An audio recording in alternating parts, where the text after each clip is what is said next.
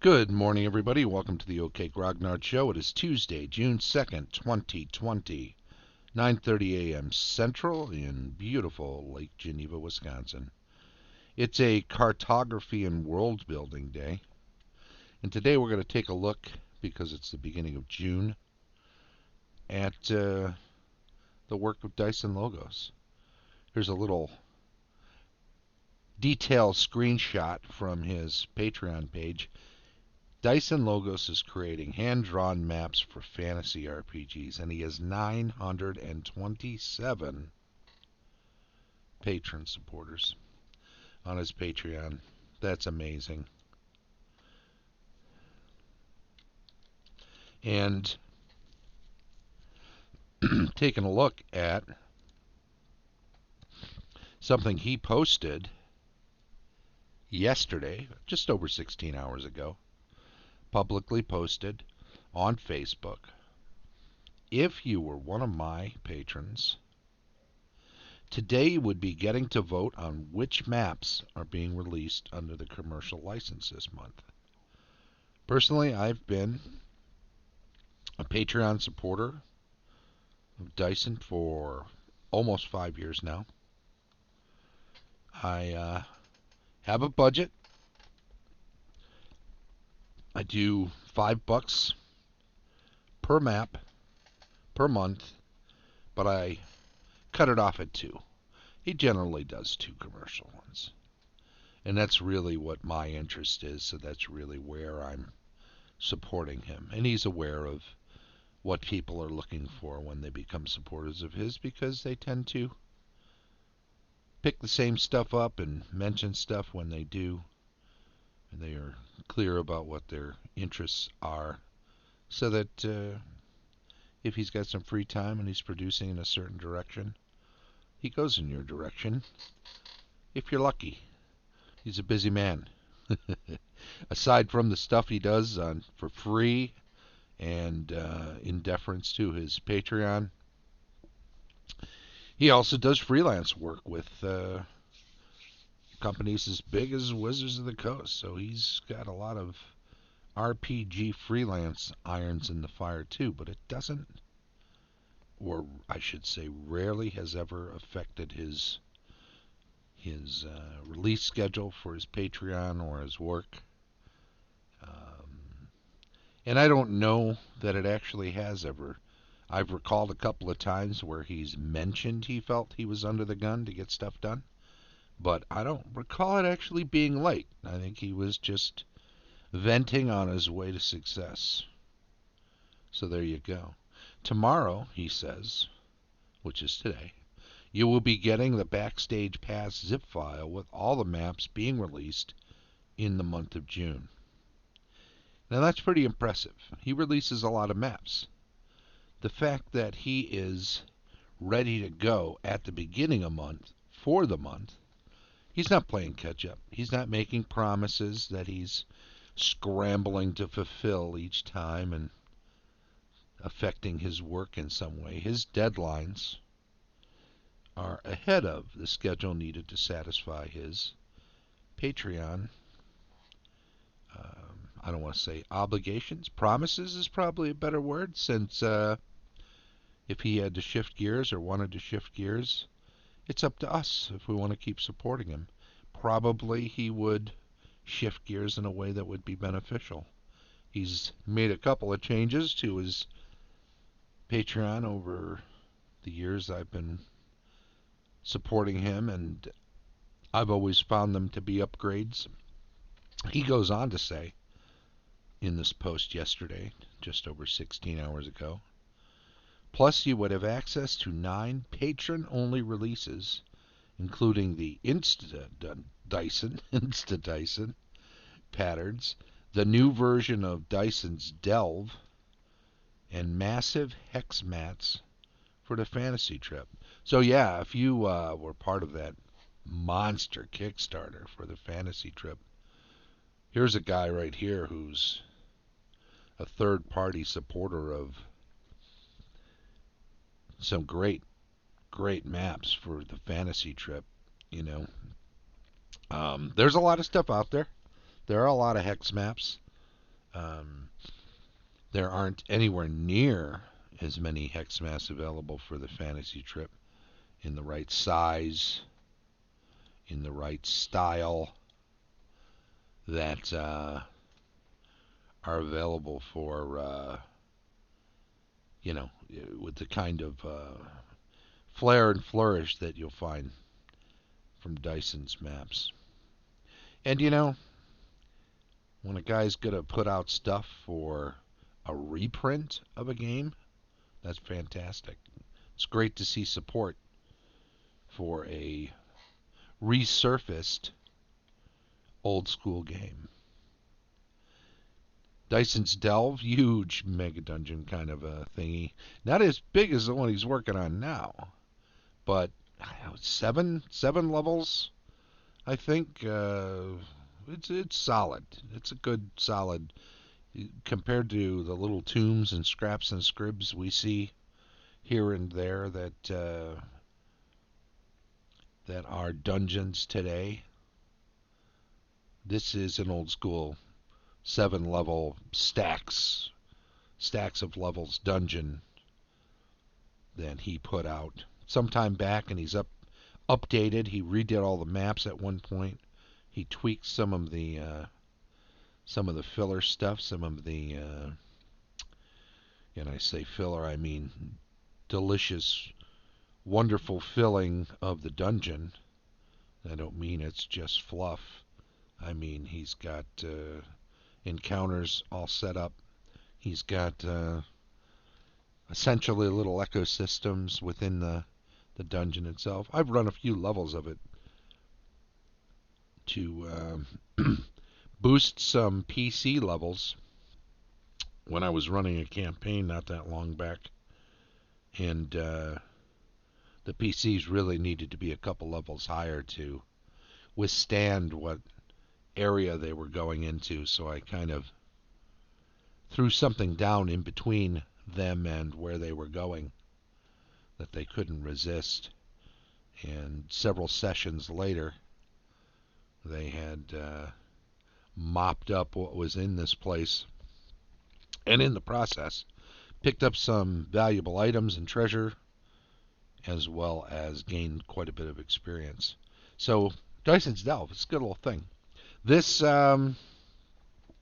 this new thing he came out with, this Insta Dungeon, is pretty freaking awesome.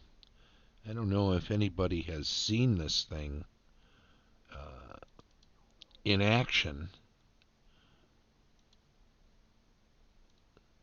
Oh yeah, here we go.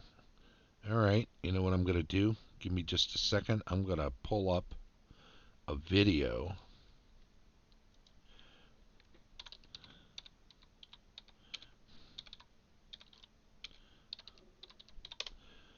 Pull up a video over on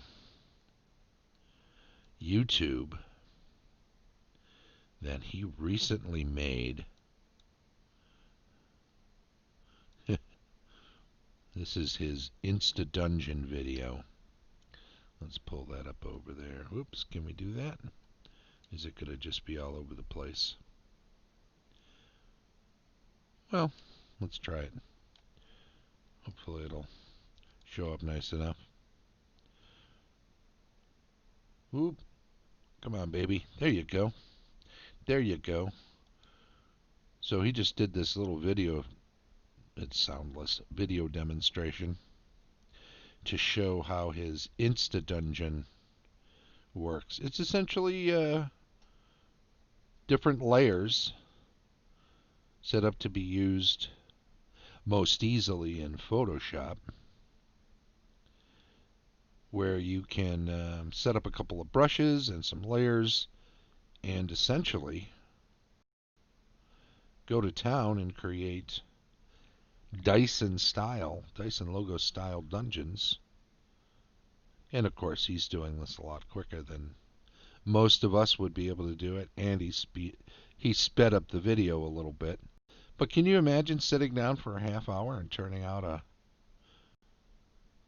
a map as wonderful as a Dyson Logos map? Man, my players would go nuts. So there you go. That's over on his YouTube channel. Let's see. Plus, you get a nice instant dungeon. Beautiful, right? Somebody's sad. Why are they sad? I see. He was a patron and sadly had to drop because of the current economy. So true. So too, there are people that have a lot of extra time on their hands, and as he says, as little as $1 a month. All patrons gain access to the voting, backstage pass, and Patreon only releases. Buck a month, $12 a year. Less than the price of a dollar store coffee mug. I don't know, something from the dollar store. I heard a comedian say the other day that the 99-cent store was recently suing Dollar Tree for price gouging. That seems excessive. But there's our economy. Unfortunately, Photoshop makes my eyes bleed, says Article Justicar. He laughs. But it's great that he offers that. There are other ways to use it, of course. You get, let me see if I have I'll show you take a quick look here. You get these various backgrounds and hatch grids, and all of them tile. All of them are set up to tile in any direction with themselves so that you're not leaving any gaps. If you then want to use like a fill tool, you're not going to find that there's a gap somewhere that winds up filling in a chunk of your hatch work. That's the sample. We saw that. It was a screenshot essentially of the last. It's not a screenshot. He built it in this and then used the footage for his demo video. But this is the dungeon that was created in that. He's got a help file in there. He's got the patterns. He's got the breakdown of what all these files are and an explanation of each of them. I won't show you these two text files because I think that's semi-proprietary information, and even if I brought it up quickly and just pointed something out on it, anyone could essentially freeze the screen and then screenshot it. So I don't want to share it in that manner. But, sign up for $1. Become a Patreon supporter. Get the instant Dyson. Once you see how much stuff you get by being a Patreon supporter, I think you'll stick around. I think it's worth a lot more than $1. Like I said, I dropped down $10 a month to support him, to $5. Because they give you the possibility of supporting on a per output level, and produces so many maps a month. Sometimes it's a little more, sometimes it's a little less. And I'm personally interested in the commercial maps, and that's why I'm supporting him. And since I know he puts out about 2 commercial maps a month, then what I can do is say, okay, I'll give $5 per month, but we're going to cap it at $10. We're going to cap it at 2. And that way, I'm always in for $10. Makes sense. It's well worthwhile. If I was picking up maps to use in games, and I'd pay more than $10 for a map, right? And I'm getting 2 each month for that, and all that's more, all the more stuff because of this available of non-commercial use stuff. I tend to stay away from that. I don't download the non-commercial stuff. Here's his website. Let's take a little walk around that real quick, huh? So this is the home page. There it is, all his stuff. Fancy stuff. He does a yearly. Here you go. And then the Dyson Delves, of course. He's got t-shirts and stuff, and these are all pretty cool. Critical Strike. It's kind of his thing. 3D6 in order. Some old school six-siders there. Old school dice. It's got a lot of cool merch. It reminds me, I kind of wanted one of these shirts here. Put it off for a little bit and forgot. I'll get back to that. He does put out some adventures from time to time. He talks a lot, or he makes regular posts about his Empire, the Petal Throne game that he's been part of. And that's always fascinating. And then he does these maps here. Posted in Dyson Logos commercial maps, fantasy maps, weird. And this one is weird. Release the Kraken. Every month we go through our back catalog of maps, and the many amazing supporters of the blog over on Patreon vote on which two should be re-released under the free commercial use license. Today we're going to a strange little isometric map I drew 3 years ago. This was his last post in May. This one, if I recall, is called the Juicer. Yeah, there it is, the Juicer. See this little heavy stone that drops down over this grating with this funnel underneath it? And then this tower of ick, little doors so you can access it, and it goes down into a... Well, and then there's a little runoff where it's leaking way down below. We've got the spiral staircase that goes around and gets you up to this level, and then another staircase up to the juicer level, and of course this exits out into, I don't know, you can put it in a cavern, you can put it in a canyon. This could be out of doors, this could be in. There's a little river that flows down into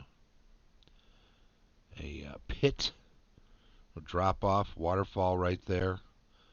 It's good to have running water nearby because this probably needs a lot of cleaning.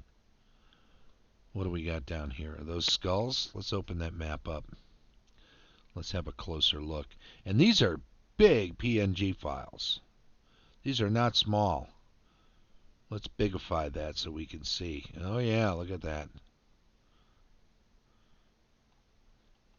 Right?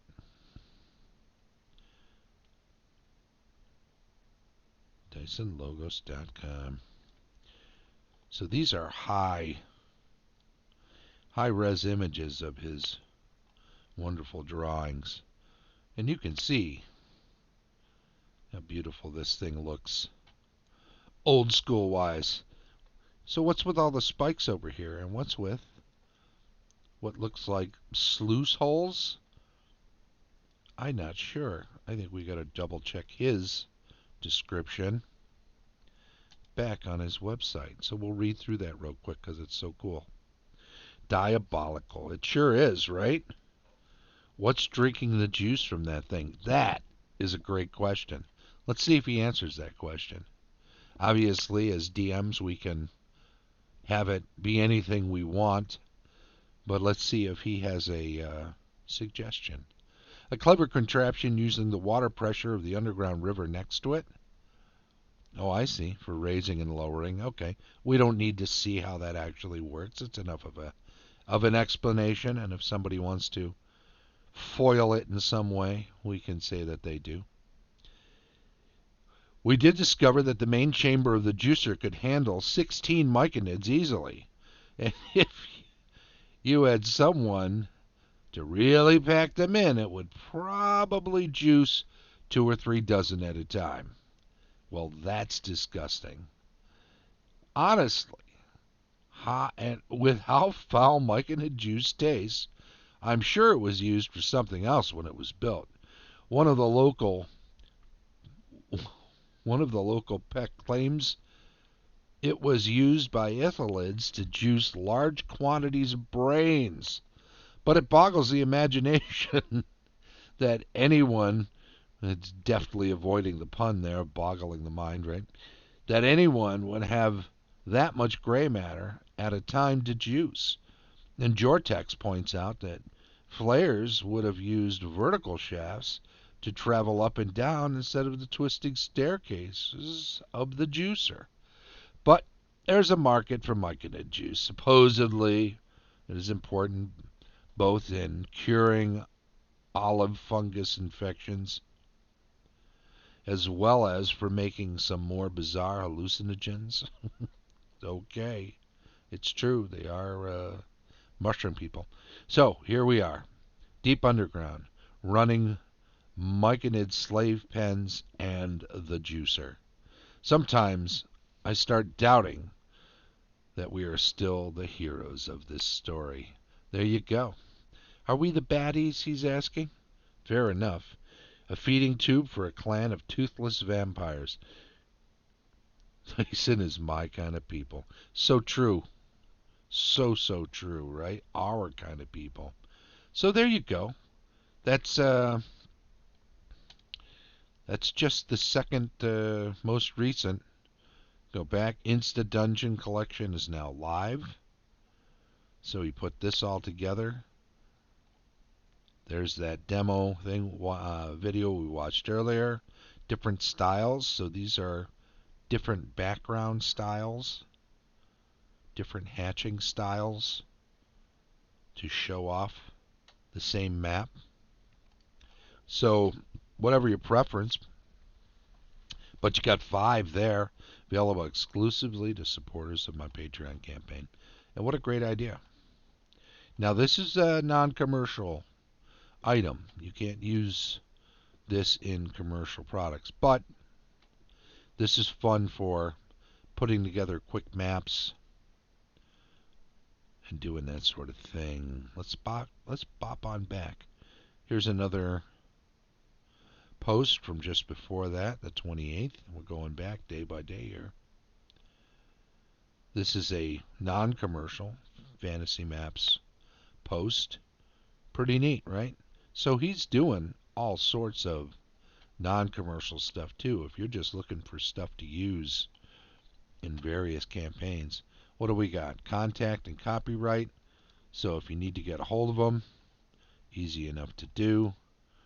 Copyright, he explains his legal situation, and he explains how that is, what specifics there are to Canada in regard to that. He explains how he licenses his commercial maps, geomorphs, adventures, character sheets. Not free to redistribute these maps or your modified versions of these sheets. So you can't just give them away. You can use them though. I've used them in my games and they're good.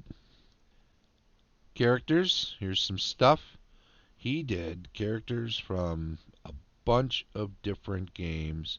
Here's a TSR Boot Hill 2nd edition. These are character sheet. Let's see what the let's just pull one up real quick. Where was that Boot Hill one? I'm curious now. Boom. Here we go. Dwight Hendricks is a character he created. Okay, so these are actual characters that he's either created and played or possibly NPCs. Blog to document my project would make 2 NPCs for every game I own. There you go. See? When we read, we learn. 4th edition Dungeons and Dragons, Gamma World, Omega World, Old School Hack, Star Legion, Star Frontiers, Stormbringer. Guy's got a lot of games. Guy's played a lot. Advanced characters. Fantastic. 3.5, 4th edition. BECMI. First edition. Let's have a look at that one. Since I tend to run first edition games.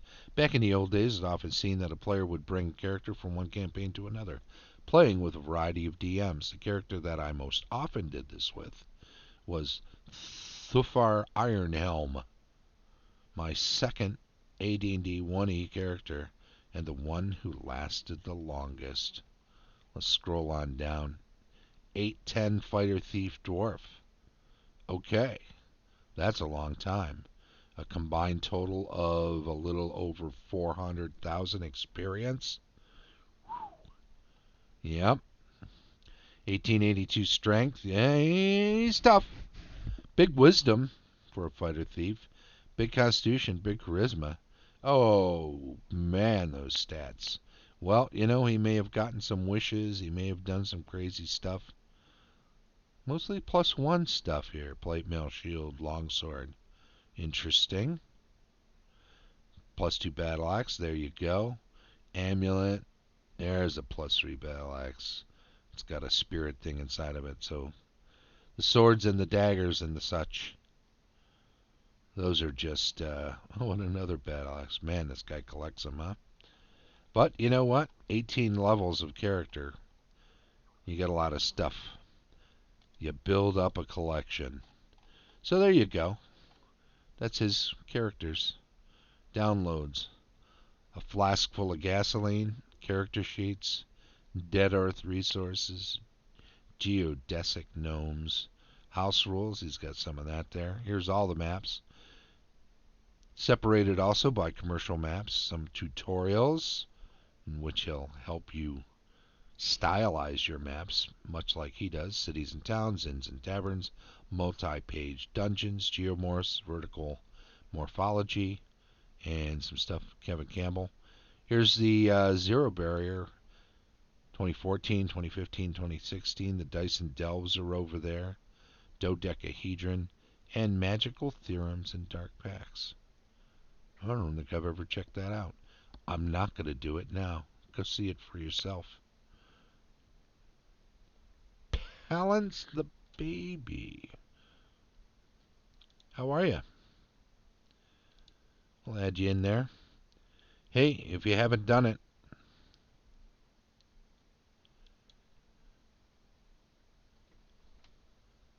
Palance, be sure and add yourself as a follower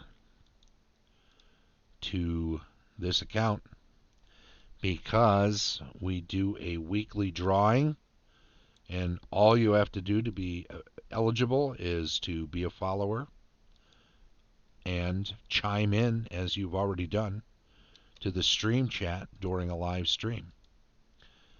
This week, this Monday through Saturday, what is on offer is for the giveaway, a DVD copy of The 13th Warrior, Antonio Banderas movie. I've got an extra one laying around that I picked up at some point. Be one of the worthy, the happy few. Right on, Todd. Thank you. It's so true. It's so little to do. Just follow and chime in. Say hello.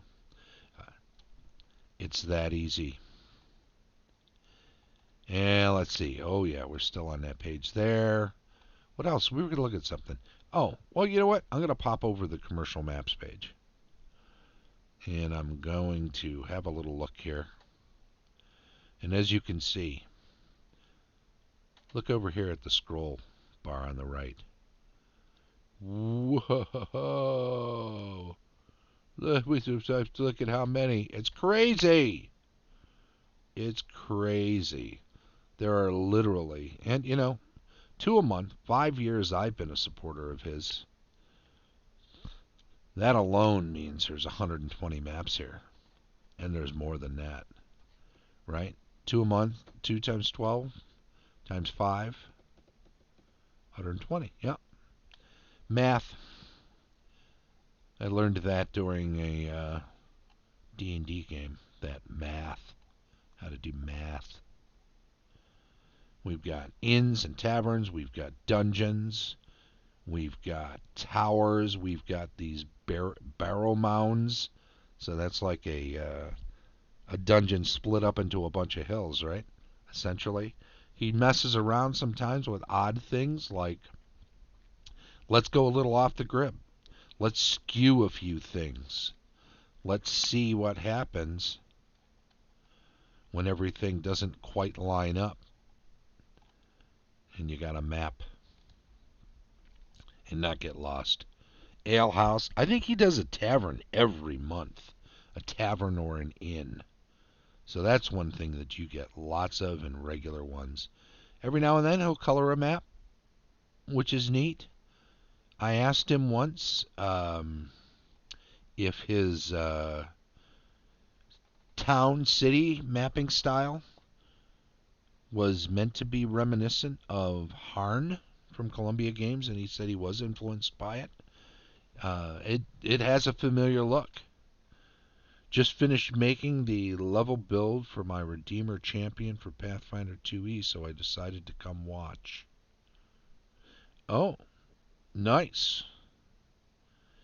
Pathfinder 2e. Are you finding that to be a little more streamlined than 1e? That's kind of the promise, right, of a second edition of Pathfinder, is that they'll trim a little bit of the fat that's accumulated over the, let's see, 2006, I want to say, right? It came out concurrent with 4th edition, and that was 2006, 2007, maybe, Pathfinder? Well, they came out with the rules, free download and quote-unquote playtest of the rules right away, so people were off to the races. Anyone who'd been playing 3.5 D&D could easily jump right into Pathfinder at that point. A lot of people just basically called it 3.75 D&D, and it very much was. But over the years, they've added a lot to it. So you're talking about nearly a decade and a half. See, they just came out last year with 2E, and it was 2000, let's say 7. So, talking about a dozen years, which is long for an edition of D&D or any game. Very rare to keep something going that long and not revise it with a new edition. And I don't know that Pathfinder 2e, heard good things about 2e, says Article Justicar, never fully explored it myself. I don't know that Pathfinder's second edition is all that much of a departure. I know it's a trimming of the fat. I know there are a couple new sort of subsystems that they've worked into the rules with it. But I think for the most part, it is straight up a easier to understand, work with the 1E rules, yep, but also has a lot better customization. Well, we won't compare it directly to something else. That's apples and oranges, really. It's not a zero-sum game. We can play both. We can play one or the other if we have time. I'm not big on, edition rules or system wars or edition wars. I tend to shy away from that.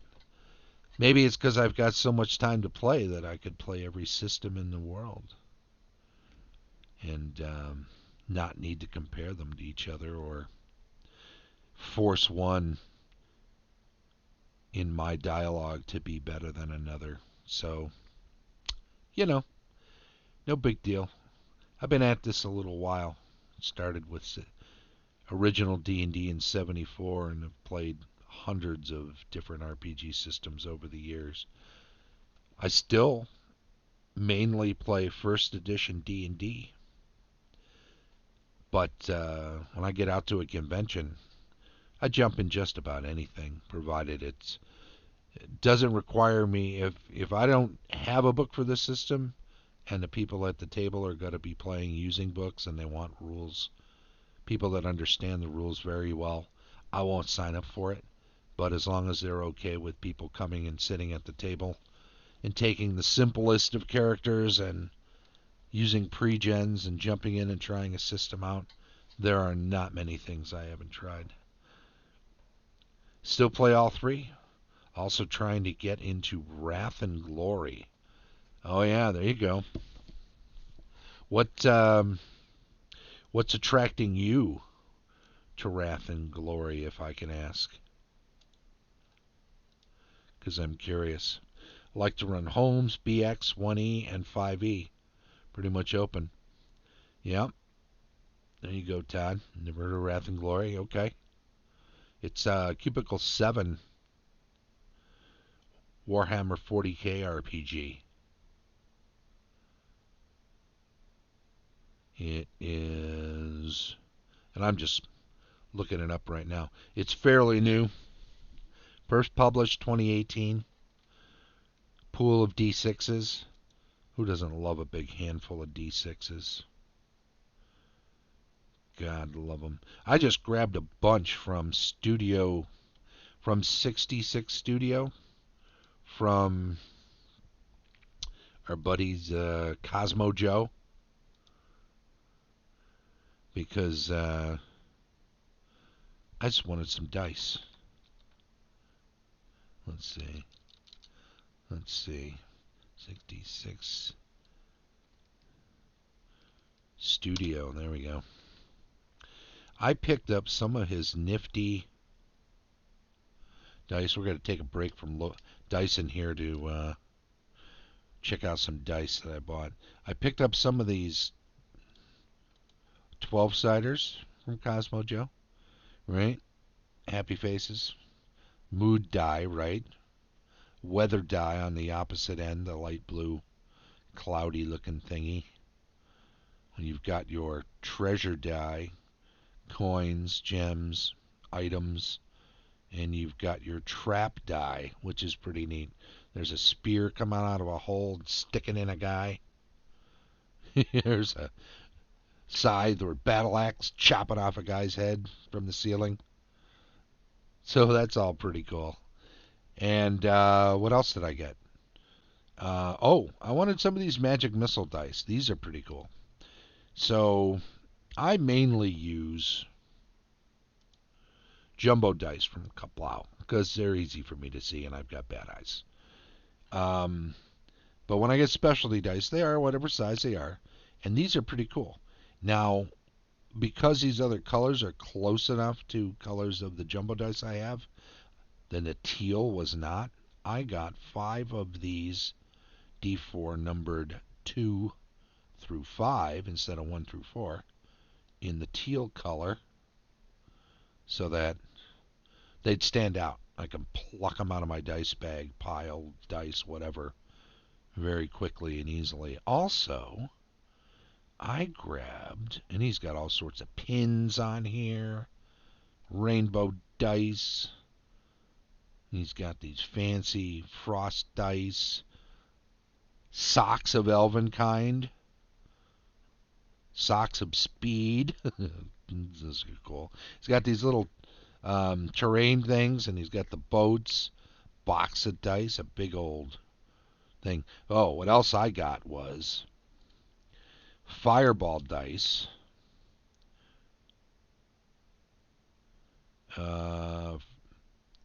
lightning bolt dice, yep, and death magic dice. So let me show you each of these.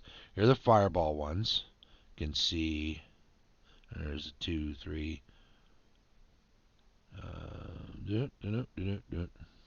So you got those. Let's change this view a little bit.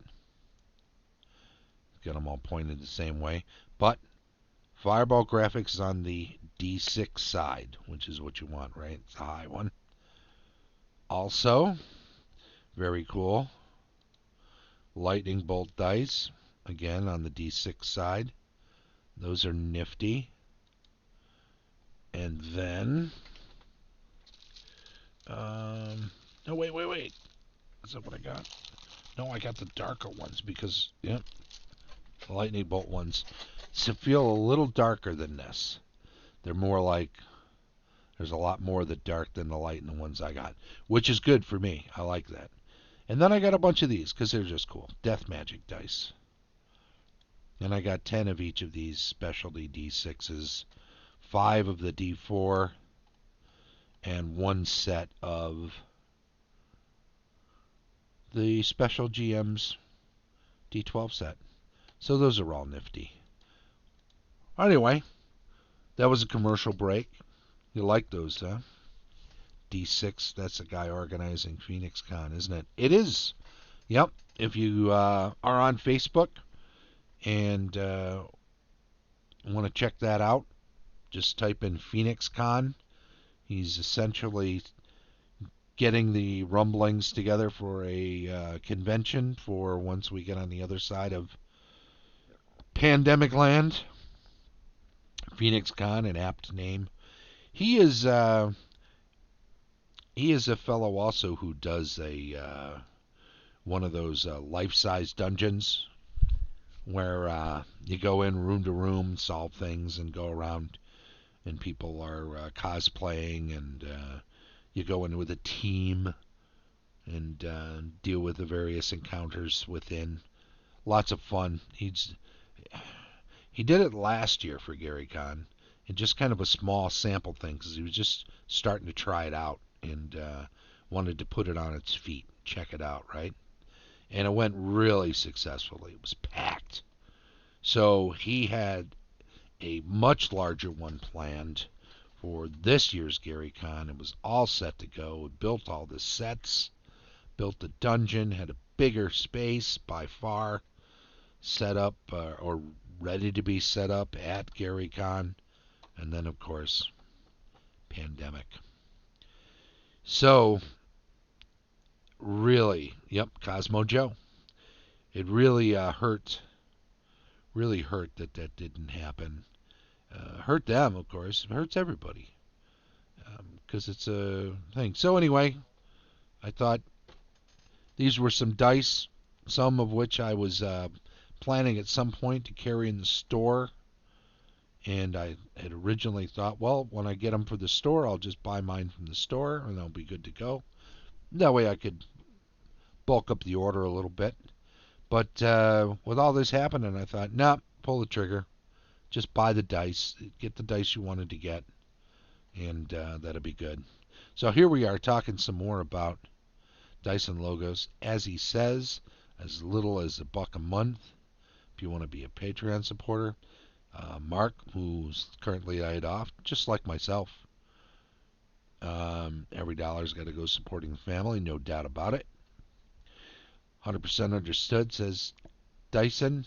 My Patreon is purely for the most disposable of disposable incomes.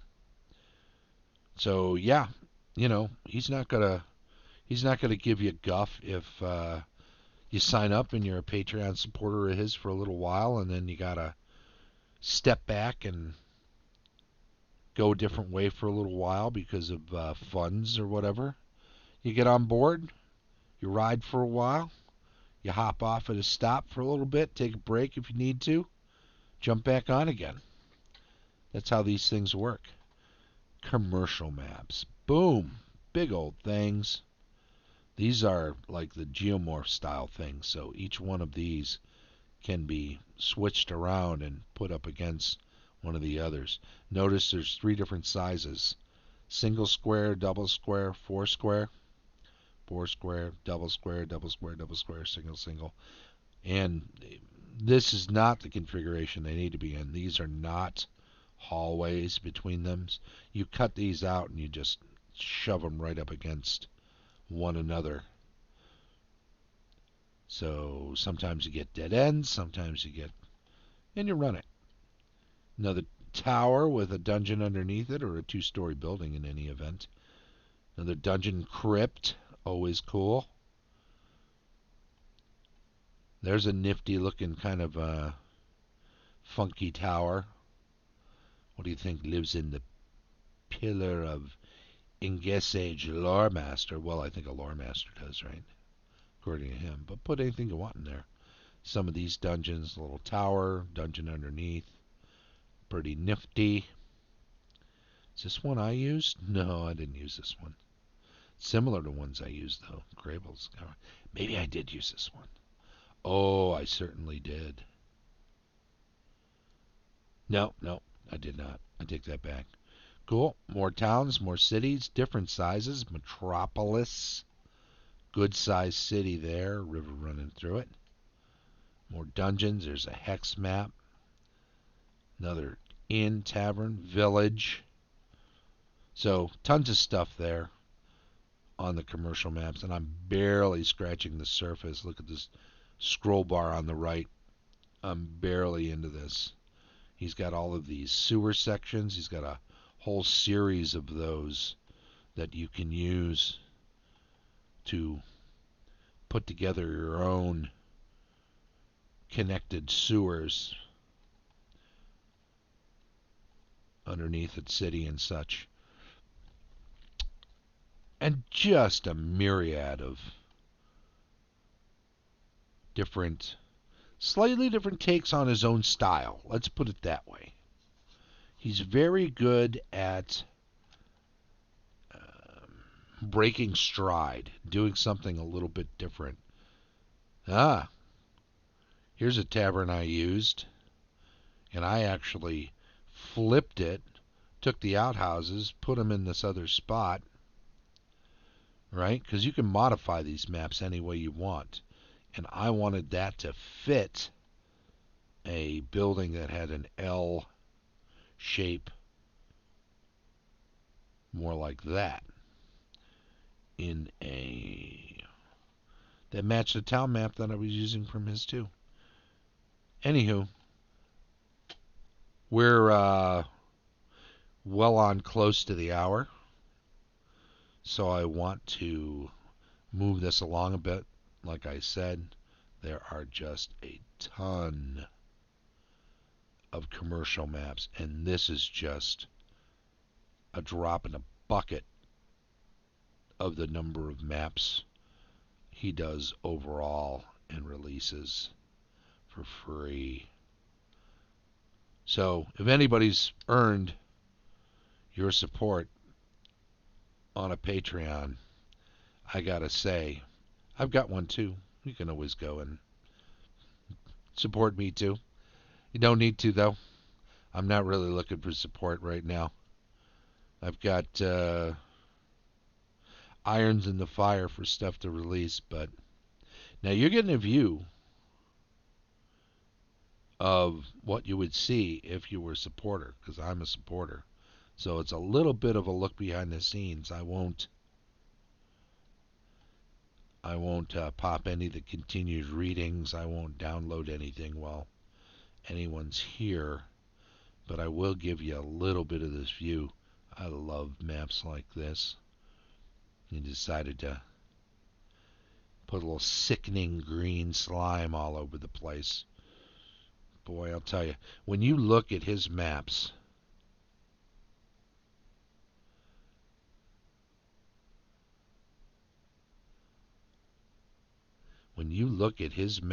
you just have to say that they inspire you. Anyway, that's the way to go. Go support his Patreon. Join the 927 supporters he already has. Do it at a level of $1 or above. Whatever you feel is proper for your own situation.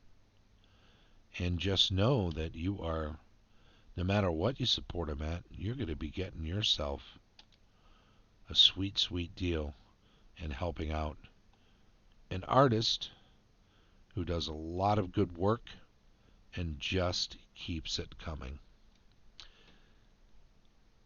Anywho, that's our cartography show for the day. Oop, okay.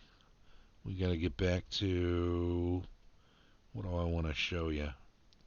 Oh, I know what I want to do. Let's go over to here and pull up the schedule for the rest of the week. Right? Here we go. Alrighty. So, cartography and world building today. Tomorrow, campaign discussion. Largely to do with my own campaign setting of Grimwald. Thursday, crafting and painting. I'm hopefully going to be much farther along on the catapults. I've got 9 of them, the WizKids Wave 9 catapults that I'm painting up for a future wargaming effort. Building virtual tabletop adventures is on Friday. DM Perspective cartoons reviews on Saturday. Rules retrospective. We're looking at David M. Prada's first edition AD&D Initiative and Combat Rules right now, a document from 2006 where he lays it all out.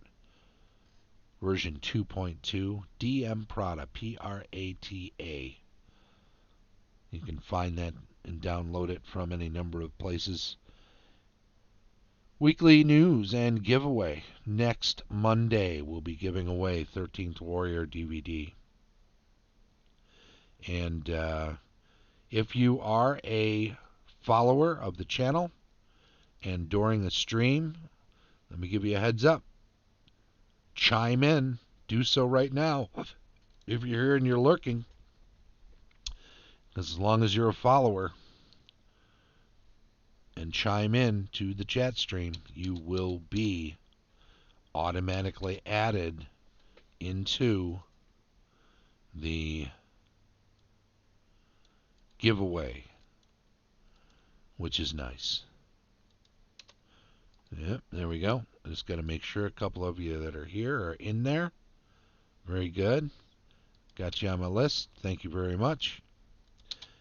And Sarah won the 13th Warrior DVD we were giving away last week. We have one more, like I said, for this week. And I want to thank everybody who's following the channel, who's chiming in on the stream chat here on Twitch. I also want to say, if you're catching these later, there it is, on YouTube. Thanks for watching on there, too. I love that technical difficulty screen. I just feel like that's so fun. The YouTube channel, please subscribe. Give us a thumbs up, thumbs down, comment if you feel you wish to. And as always, I want to thank everybody and just say stay safe, stay healthy. These are tough times. Get some gaming in online. If you're trapped in a house with somebody most hours of the day, game with them. Teach them new games. Get some games in that you can. Thank you very much, article. And just be good to each other. Take care. Bye-bye.